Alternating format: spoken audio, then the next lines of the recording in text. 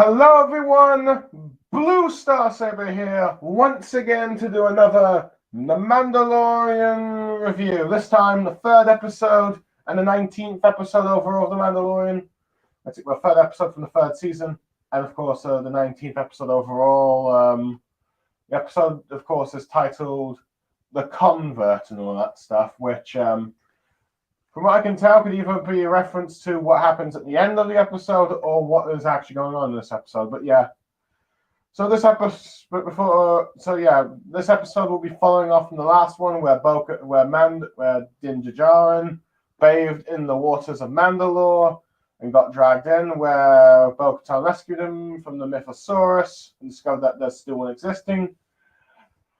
Let's see, will this episode follow through with it? But let's see, we're about to find out. But before we begin, for those who are probably, if you've watched my previous reviews, I've been trying to, just do bits and pieces of the episode review and then summaries and then reviewing what I think of that bit. I'm going to try and go back to what I originally did. We're just try and summarize the entire plot first, but rather than just all the way to 10 minutes, I'm just trying to do a quick brief. Let's see, summary as I can, then give all the parts that I want to do and all that stuff, just so I don't feel like I'm repeating myself too much. But anyway, the convert. Let's see, the episode begins with Din Djarin recovering from, the waters of Mandalore, with him being redeemed. Let's see, Bo-Katan asks him what he knows, and he reveals he has no idea that there was a Minotaur saw there, and Bo-Katan does not tell him the existence. As they leave, they fly off to their Bo-Katan's home in Kelvia, where they're attacked by Imperial TIE Inceptors, I believe. After a bit of a skirmish in which eventually Mando was able to get to his own N1 fighter, they're able to take out the starfighters, but this was ended up being a distraction as Bo-Katan's as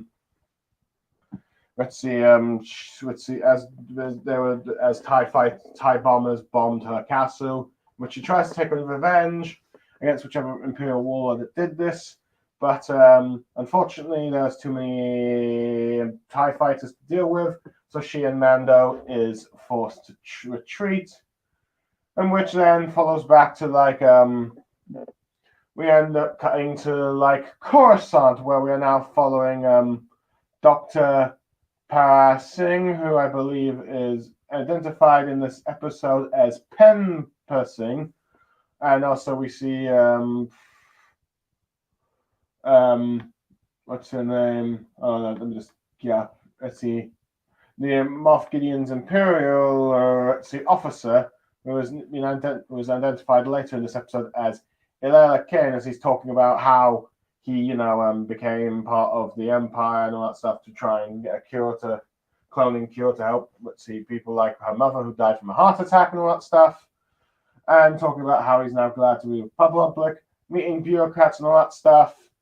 Is also now a part of an amnesty program and all that stuff, where Imperials try to reform and all that stuff and try and put their services to the New Republic. He ends up meeting a bunch of other amnesties there, including, of course, Ellie Kane and all that stuff. At first, a bit shocked, surprised to see her there, but accepted as a result. And he ends up doing his tasks for the New Republic, being checked on for his progress and all that stuff. But eventually, those conversations of Ella Kane and all that stuff. Gideon's arguably probably Gideon's right-hand woman, if you will. Ends up asking him if he wishes to continue his cloning, but of course the New Republic has banned it. But he first was reluctant to try and do it again. Eventually, after a bit more bits of work and all that stuff, asking what he could do and even questioning, he eventually decides that he wants to go and wants to try and do it for the good of the Republic, with Kane helping him go and all that stuff, where they where they travel outside their district, avoiding a few of the security, be it troops and droids of the New Republic, to eventually even escaping on a transport, eventually arriving at an Imperial Star Destroyer where they're able to, infiltrate the ship and steal necessary materials, only to be realized that Republic, only to be captured by the Republic and revealed that Ilera Kane has actually betrayed Dr. Pershing and all that stuff. And he's taking the materials from him, and he's then taken to what appears to be some sort of mind wipe laboratory thing, but it's more of but it seems to be deprogrammed a bit to be a bit more of a trying to be a relaxing thing. But Dawn pretending to be saying how she wants to help her friend, like the Republic officer there, some Twi'lek, I believe. She ends up sabotaging it, increasing the thing to probably make it what the mind erase thing was initially. And we have no idea what kind of, and let's see how it affects the Doctor. We have no idea, but that's mostly because, pretty much the effects have pretty much, that's because it ends that bit of the storyline later, but it ends that bit of the story for the moment, and it's leaving on a cliffhanger for next time. Let's see. But anyway, and we end up cutting back to the Mandalorian, Din Djarin, and Bo-Katan as they are going to the secret Mandalorian enclave we saw from the first episode, where Paz Vizsla and a bunch of the children of the Watch, greet them, though perhaps hostilely as apostates and all that stuff, saying that they are not allowed in and all that stuff. But after Mandalore, Din Djarin ends up saying that he's bathed in the waters of Mandalore and all that stuff and has proof. They take him to the Armor to confirm it. She does a little experiment and all that stuff, and she is able to prove that, yes, this is the case and all that stuff. Welcomes Din Djarin back in, but also welcomes Bo-Katan because she is also bathed and has not removed her helmet, and she seems to silently accept, but but there might be some hints that she is not exactly comfortable with the Children of the Watch, and even seems like Paz Vizsla, but at the moment, they're both members of that. They're both become members of the Watch for the time being.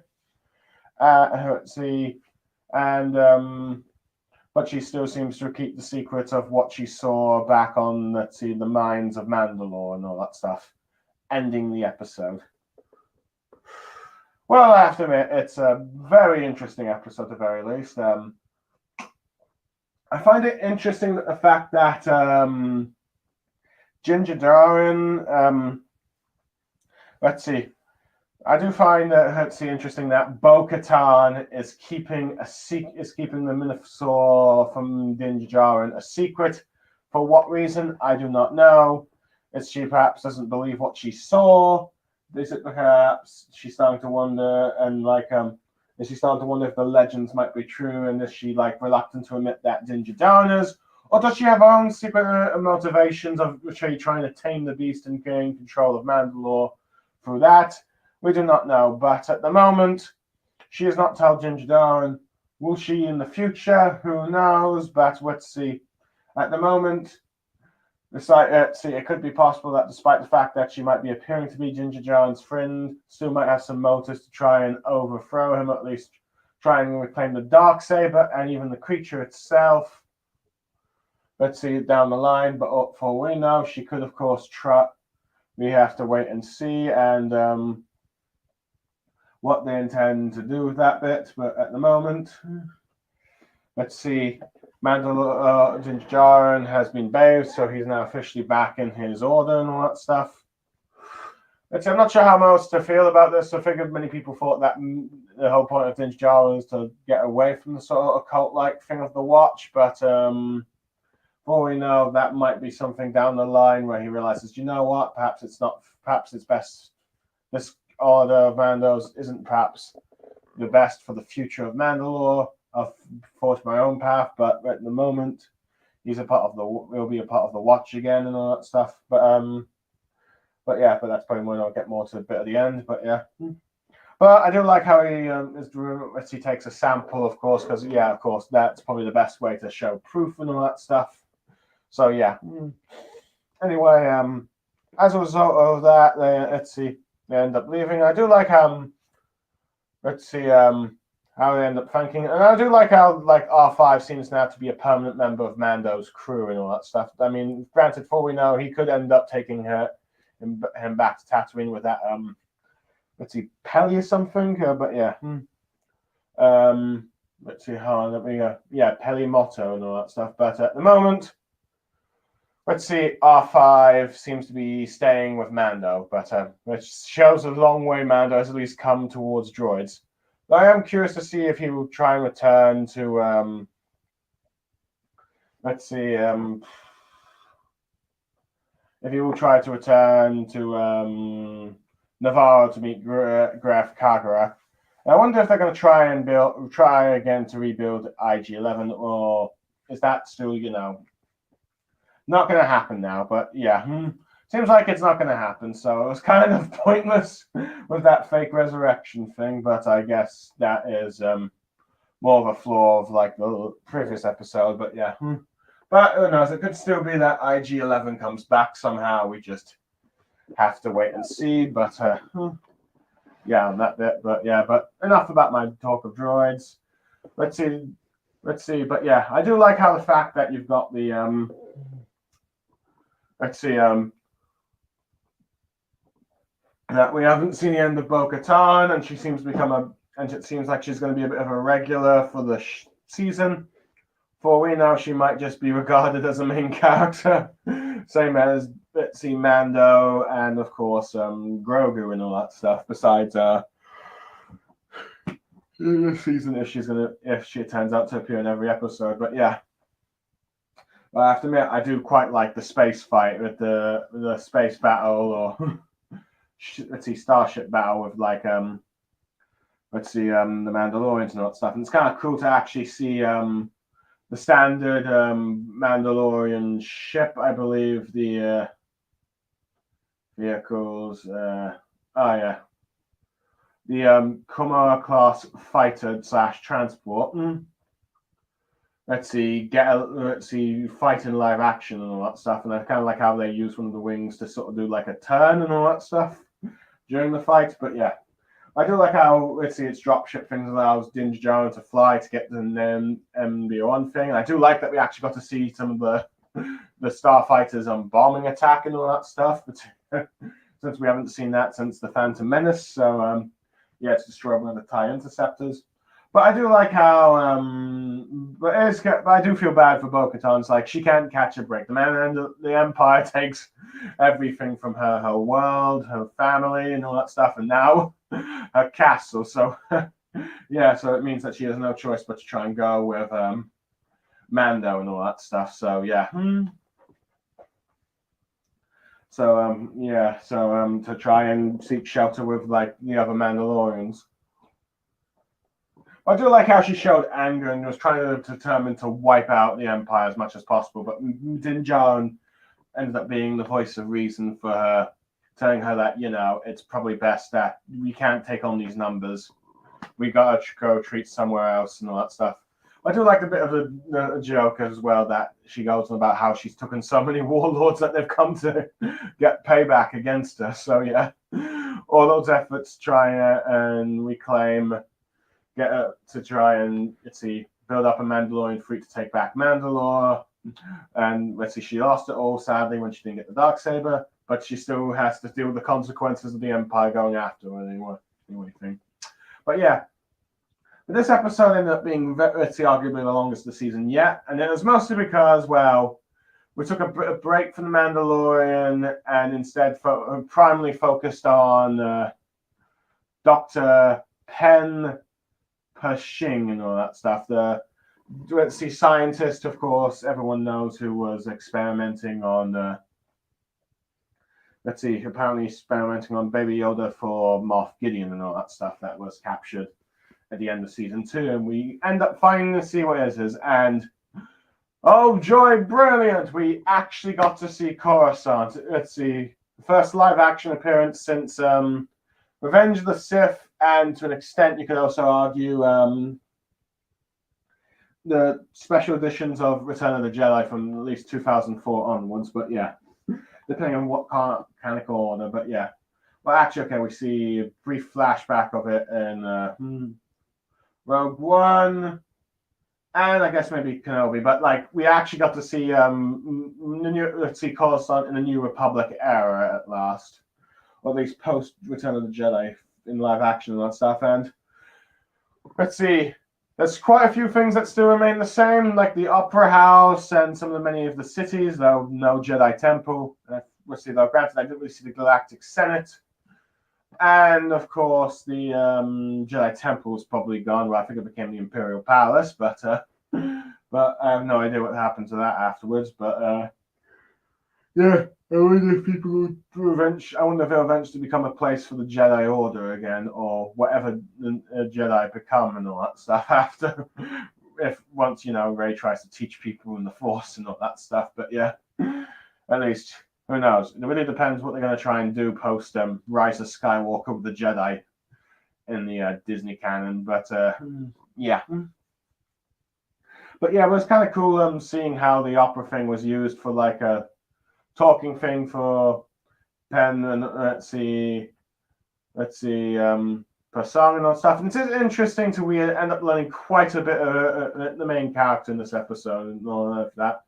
Quite a bit. In many ways, this episode is kind of trying to do, I think, what, John Favreau, Dave Filoni tried. And I think the guy who mainly was the showrunner for the Book of Boba Fett, I think the guy who did Spy Kids, was trying to do with, like, the Book of Boba Fett, with, like, episodes, 5 and 6, and have entirely different character focus on, like, that solo episode. But I think the smart thing that they did over that episode compared to this one is that you did have bits and pieces of Mando in this episode at the beginning and the end, at least. So, yeah, you got enough Mando, at least, even if he didn't appear for the full episode, and have all the stuff on another character midway instead of Boba Fett not appearing at all or just having one cameo.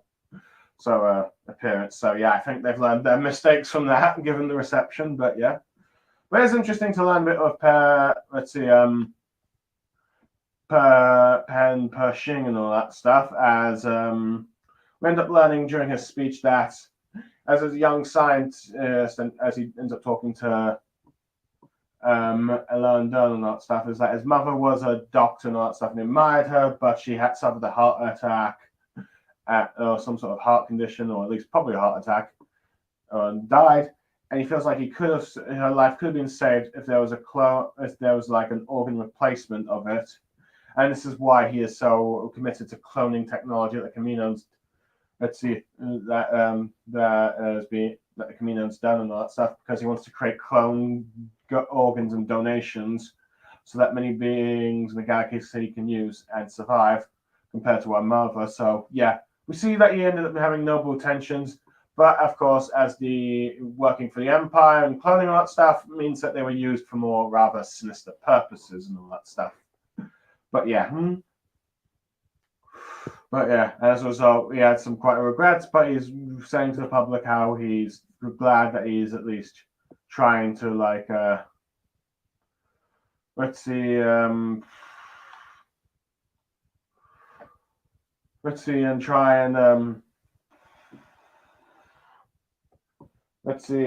try to how should I say try and and try and better the service to the New Republic. But yeah, but it's interesting that we end up seeing quite a bit of the Erastica, the high class citizens, of course, on here being the Doctor and all that stuff, but seemingly how should I say, stuck up. One of them not, it's like New Republic, Empire, Rebels, else conscripted and all that stuff. Granted, seemingly, like for some of these people, it seems like it didn't really matter who was in charge, but necessarily because they were well off, though. There seems to be at least some, seem to at least have some preference for the New Republic, as they could probably have a bit more freedom compared to the Empire, but they seem to be fine with just like enrichments, but there are some that seem there to be just generally glad that the Doctor's okay. But of course, he's just a bit still trying to twitty fit in and all that stuff. I do like how he seems to be a bit awkward around the thing. I also like the tour he had from the droid when he was arriving back to the Amistron, and even meeting all those other, let's see, Amnesties officers, and we end up learning there's quite a few different numbers and all that stuff, like MG and the numbers, or let's see, and all that stuff, and the number and the badges and all that stuff show that how new or old they are to the program and all that stuff. And he just recently came from another area, which apparently being here in Collison is much better off. And I do like, let's see, particularly the other ones he ends up meeting are like, they're named G27, M34, and M40. And G68, of course, is Alara Kane, the Moff Gideon's, let's see, Imperial officer, if you will. Let's see, which they also end up being shocked that someone else from Gideon is there. And it just goes to show you how infamous a reputation Moff Gideon has with, like, Imperials and that stuff, where they talk about rumors of what happened to him, whether he's escaped, he's stuck in some sort of mining facility, I don't know. But it does lead to many, let's see, speculations of what has actually happened to Moff Gideon. Granted, I do know that from apparently the new let's see, if the Rangers of the New Republic show was actually ongoing, Moff Gideon might have been a character there, at least prisoner and all that stuff. So, yeah. But of course, that is not what's happening. And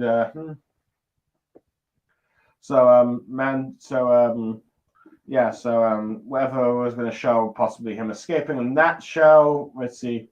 Probably is going to happen off screen here, but that might have not always been the case. But yeah, but who knows? But yeah, but yeah, I do like how you get talk about what they kind of missed exploring the galaxy and all that stuff. And let's see, I do like how the Doctor's thing he missed was biscuits and all that stuff. And as a sort of throughout the episode, he ends up getting biscuits delivered to him by Ella Kane as a sort of treat to try and win his trust, so he doesn't know it's her yet, and which she kind of uses, when she helps him snuck out to try and get some of his cloning research. She was the one that gave him the biscuits and all that stuff. So yeah, but we end up seeing what some of these Amnesty people do. It's like recording Imperial data records and all that stuff in the New Republic card thing and all that stuff. In many ways, it was similar to what we saw from Andor with like that let's see, I'm trying let's see, let me just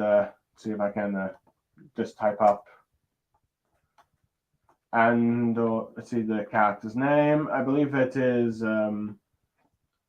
it's sort of in that security guy that tried to arrest Andor. I think its name was Cyril Khan, yeah.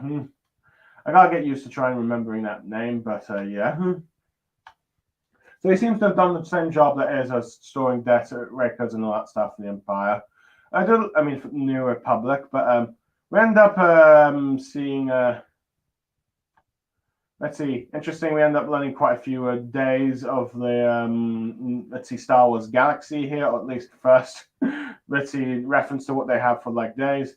One is called a Benner Day, which apparently is the last day of the weekday, and the other one is Tangaga Day, which is the third week and all that stuff. So yeah, the Wednesday and Friday of the Star Wars Galaxy and all that stuff. So yeah, I do like how they made their own sort of days for Star Wars and not just the standard weekdays you get for like just real life and all that stuff. And one of them seems to be based off of the Bendu and all that stuff.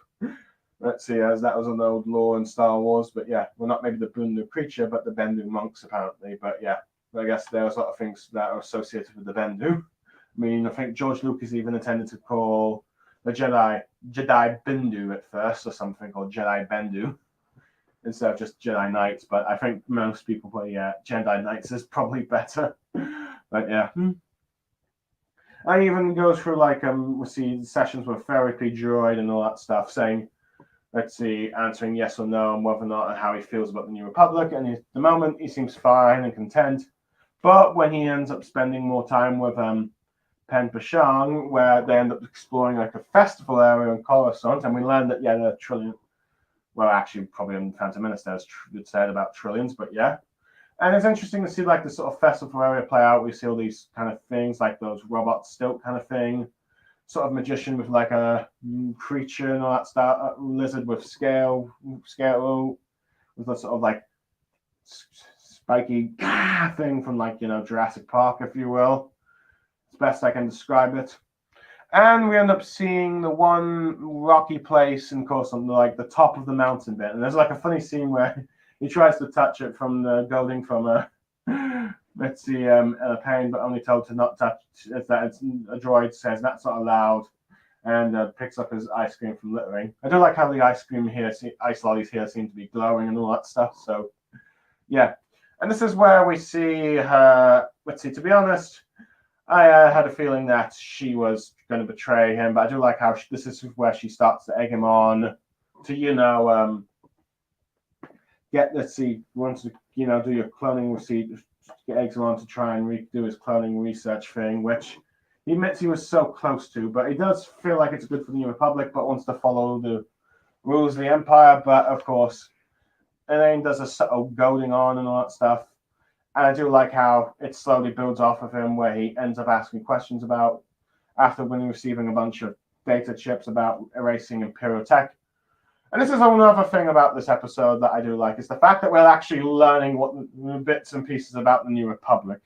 It seems the aristocrats, all the elites and senators are still the same and all that stuff, though granted, my understanding in Star Wars lore, and the New Republic rotated the Senate and all that stuff for different planets, and that's why the Halcyon Prime was the capital during the time of the sequel trilogy.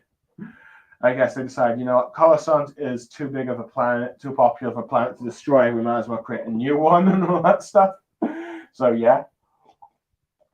No, let's see, though, they did end up destroying Ilium. So yeah, and that was a popular Jedi planet. So yeah, who knows, bits and pieces, but yeah. But I do like the fact that we got more Coruscant. Interesting, I do recall that Coruscant was apparently supposed to be in Colin Trevor's Duel of Fates script, where it will be a battlefield for like the shipyards and all that stuff. So yeah, a big part of the Star Wars lore there. But yeah, so many of the Imperial stuff, that data is being destroyed and all that stuff, and the ships taken down. Even some of the rebellion's military and all that stuff, like we know from like the sequel trilogy era, sequel trilogy films, as the entire fleet was destroyed with the First Order, which I wasn't really a fan of, but I guess they need to do an explanation for that. But it is interesting to see a bit of the New Republic trying to destroy as much of the technology they can, data and technology and all that stuff from the Empire they can. Because it seems to be a different contrast to what happened post-World War II, where after World War II, Nazi scientists and Nazi and German scientists were arrested and taken back to like a US and all that stuff. Maybe some from the Soviet Union, I don't know. I don't quite know the details, but many of those scientists would later be put to work and continue their research with less inhumane means of testing, I think, or at least somewhat probably, I don't know, at least be more moral checks, at least from my understanding, but I can't quite call my history. But they were used to help continue their research and use them more for what, depending on how you view it, good for like the Western countries or arguably the communist countries. But I think it was mostly Western ones. I know it depends. I don't quite know the details, but scientists and their stuff was used to help advance progress and all that stuff. So despite the more complexity of what came before, people see if they could try and use whatever research they had for good. But it seems the New Republic has gone in a different direction, which may or may not be a good thing depending on how you see it. But given the fact that the New Republic collapses during the the Force Awakens and that stuff, that seems to be not the smartest move. And as you can see, the Doctor seems to like maybe a bit resentful at the fact that his research and all that technology tries to appeal for it, but can't and all that stuff.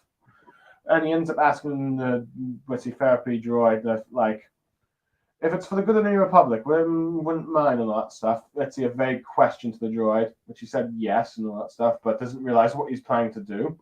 So he goes to a line, and of course, let's see, that means he's in a sense sealed his fate, let's see, to being tricked and all that stuff as they go outside the district. You can still see him being a bit reluctant, even like leaving his like badge, uniform, and all that stuff, traveling for the thing. And I do like how we got to see some of the local transport of Coruscant there and all that stuff, particularly seeing how we also get to see how different it is compared to like Andor the Empire, where there's lots of stormtroopers about and other Imperial security. But there's just like a few Republic protocol droids or guard droids, and a few New Republic security forces there. I do like how it still has like the Alderaan helmets and all that stuff, but with more of like blue uniforms. So I think that's remained a bit of a consistency there. So I do like that's the sort of design for like Republic troops and for law enforcement and all that stuff. Besides the standard Rebel, pilot ship still being from like the main New Republic fighters and all that stuff, but yeah. Granted, and let's see, they get on the train, talk a bit and all that stuff, and we end up seeing sort of like more of the outskirts of like Coruscant, like you might have saw in like I think the Attack of the Clones. At least that's what it reminded me of, but yeah. When Obi-Wan and Anakin were chasing Sam Riesel and all that stuff, that changeling. Tried to assassinate Padme. But yeah, I do like how, she sneaks aboard by putting her foot on like one of the sort of, entrance things to one of the station shuttles. But unfortunately for them, a droid's coming for the ticket, and you've got a bit of a tension of like trying to move to a different cart. And it's not like in the proper train carts where like they're all properly connected. There's more like, it's more like the old trains, if you will, where there's like there's just more like the old attachment things, and you have to cross from outside, and they have to jump a few times while the droids can just access the keys to open the door, to move the doors there. I do like some of the creatures you see in there, like this big chubby one. I can't recall what it is, but he ends up interacting with the Doctor quite a bit. But eventually, of course, you end up having to jump. I do think it's a bit convenient that they jumped in the bag, but they need to move the story forward. I do like seeing more of like seeing what the Imperial shuttles being taken apart and all that stuff, and you actually see creatures inside, like some bugs and some hay bits, nests, things there, where you get some sort of like indigenous life from Coruscant here. It's just or maybe some life that's been transported through like that's been from like cargo and smuggling from like happened in Coruscant over the years. But at the very least, you see abandoned ships being homes to like small living things and all that stuff. Like you've seen in like other episodes of like arguably the Bad Batch with like a lot of Republic cruisers and all that stuff in the scrapyard, though perhaps less hostile when the Bad Batch did it, but yeah. Anyway, of course, I do like how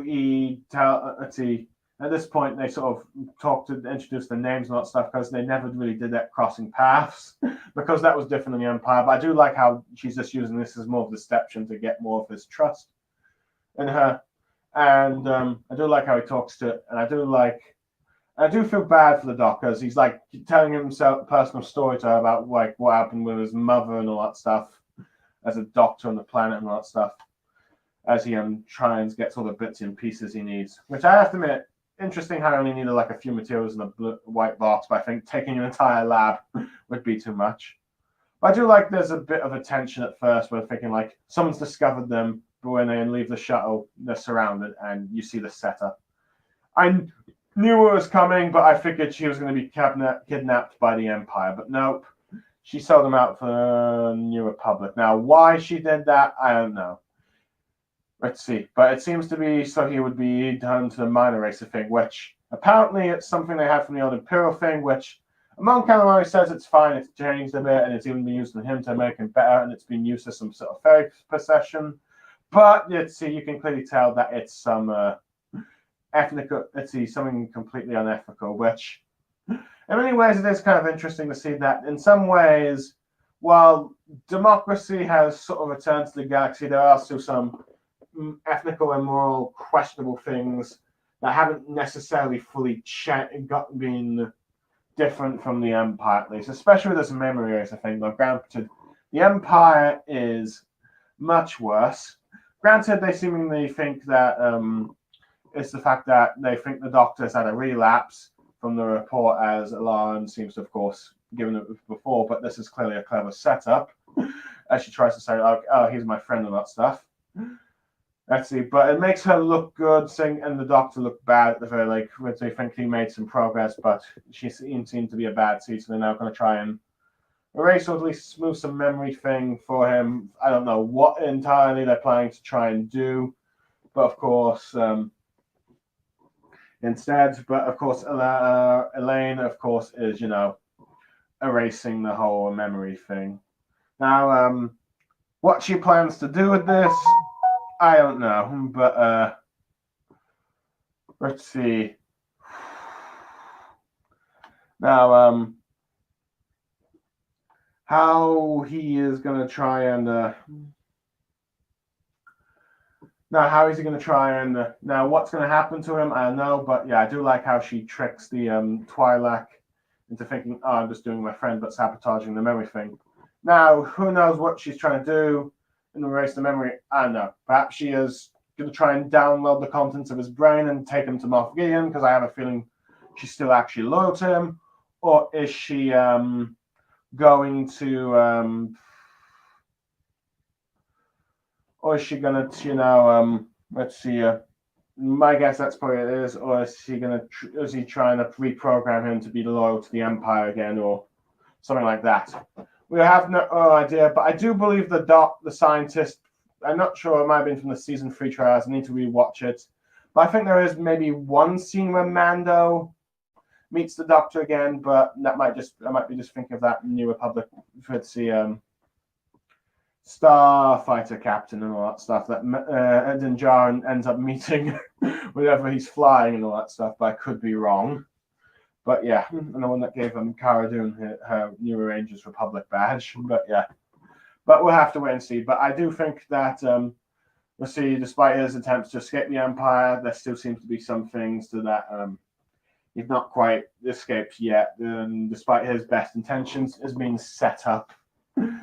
Even though he could do some good with the cloning thing. And it is interesting, one thing I forgot to mention the cloning thing is the fact that the Kaminoans were able to use one strand of DNA to just do a full cloning. He wanted to try and combine different strands to create the best Ritzy materials possible. So, yeah.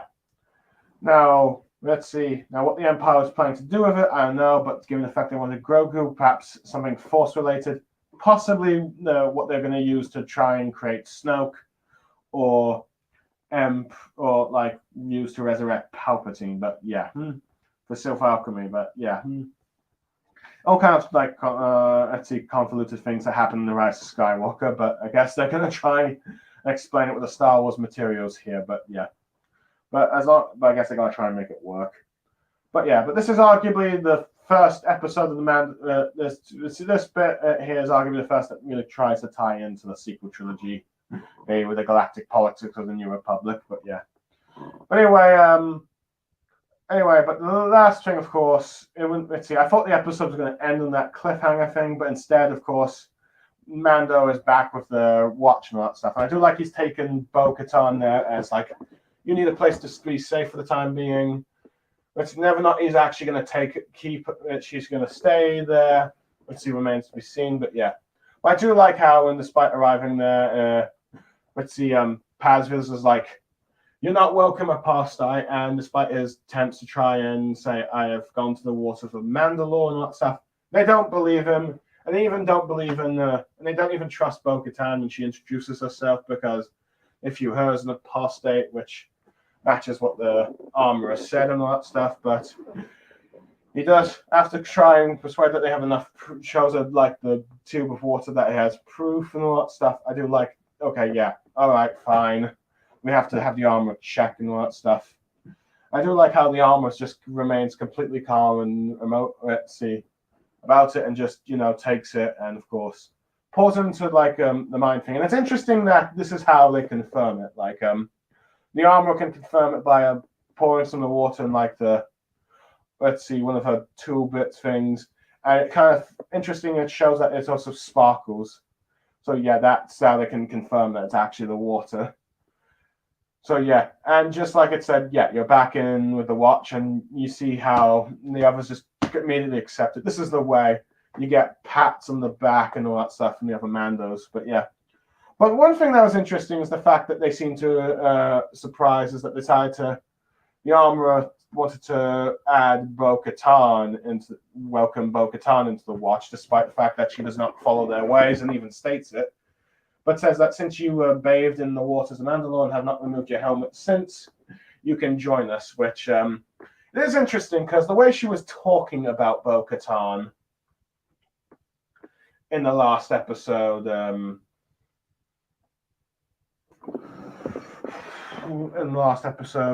let's see, in the Book of Boba Fett episode of Mandalorian, she was like a bit like, she didn't seem to have like the highest opinion of her, but I guess it seems to her, anyone that bathes in the waters of Mandalore doesn't remove their helmet and just follows the way, and if they, let's see, is welcome if they choose to stay. Now, granted, this does mean that Bo-Katan can leave whenever she wants, but I think for the time being, she's going to stay. Granted, I think she's not going to follow their way for the longest term, but she seems to be accepted. But of course, from the way the panel shots of her helmet are, I don't think she's fully comfortable with the way this enclave of the watch does. I think it doesn't even talk about this is the way when they were talking and all that stuff. But yeah, but things like this is where I'm probably best to stay for now.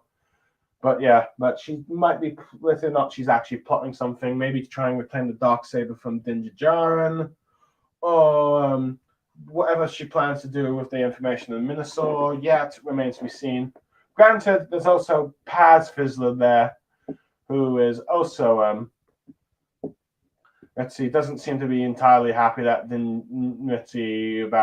perhaps her being a part of the Watch, or maybe even Din Djarin, or at least doesn't trust them. I mean, granted, he did want to try and take the Darksaber off of Din Djarin, so yeah. But I am curious to see the sort of interactions with these Mandalorians. At the very least, we have four main Mandalorians. The four main Mandalorians of the show all together now. Din Djarin, the Armorer, Bo-Katan, and Paz Vizsla. And it's going to be interesting to see the interactions. Mando's probably going to be more taught by the armor thing. There might be some ideological clashes with Bo-Katan and the armor possibly, but yeah. But I'm curious. But the one I'm most curious about is perhaps Bo-Katan talking to Paz Vizsla as, she did work under a different Vizsla and all that stuff when she was part of the Death Watch pre-Vizsla. I'm curious to see how Paz Vizsla feels about him, since he also removed his helmet and maybe even got more insight on what how the Watch viewed Death Watch. Because granted, there were some members of the Death Watch who were there, but it will be interesting to see if Duchess Satine will be mentioned, and how how the Watch reacts to her, and how Satine responds to that and all that stuff.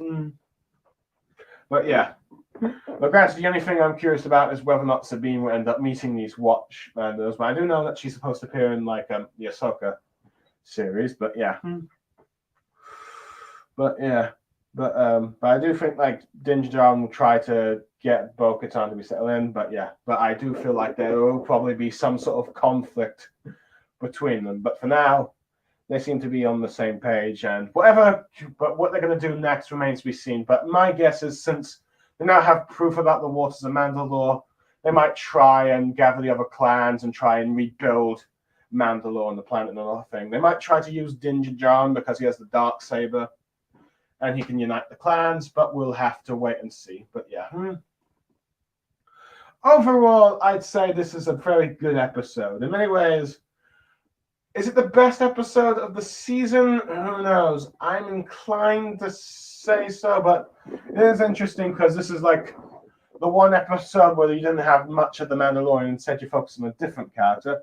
But I think it did a good balance of having some a bit of Mando at the beginning and the end, like learning that he did not see the Minosaurus there, Bo-Katan keeping a secret, her home being destroyed by the Empire, so they have forcing to flee, and then being accepted back into the Watch, and also Bo-Katan, which might cause some future tensions, but we'll have to wait and see on that bit with the next episode, which, from my understanding, there's no chapter title for it yet, but yeah. And so there's that, but yeah. But this episode gave us more insight to what the New Republic like, what is different, what is the same, with the autocracy and all that stuff, and interesting how they try to help reform former Imperials and that stuff with this amnesty program.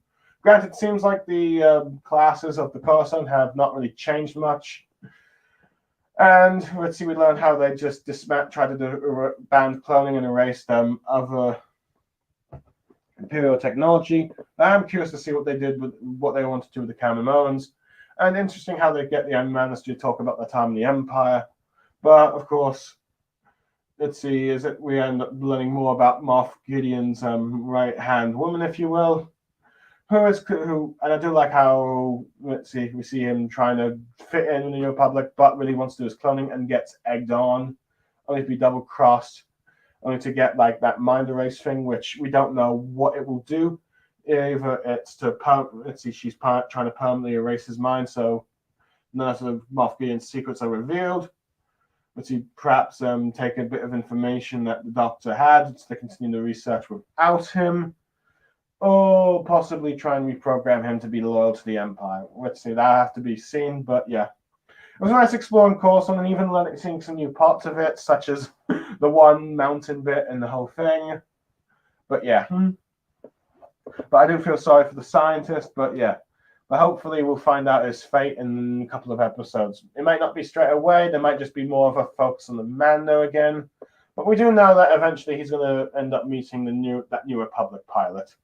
And maybe the scientist again, or just, I can't call. I need to rewatch that trailer. But for now, let's see. But yeah, overall, I'd probably give this episode a 9, maybe not a 10. I mean, I still feel like the IG Droid, it's a long-term thing of the IG Droid thing was kind of pointless. But, well, granted, that wasn't really in this episode.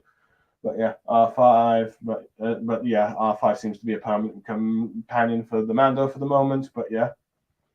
But I guess, but yeah, it's probably a 9, maybe arguably a 10, but I'd say more of a 9. It might have gone a bit too long in some places, but yeah.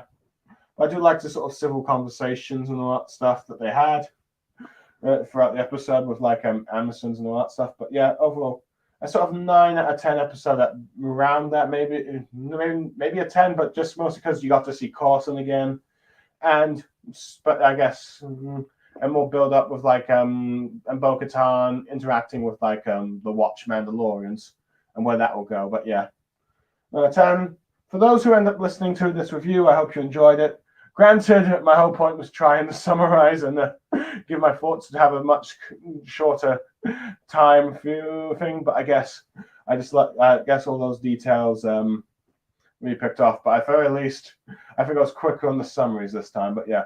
But for now, I am Blue Star Saber, signing off. May the Force be with you. This is the way. And goodbye.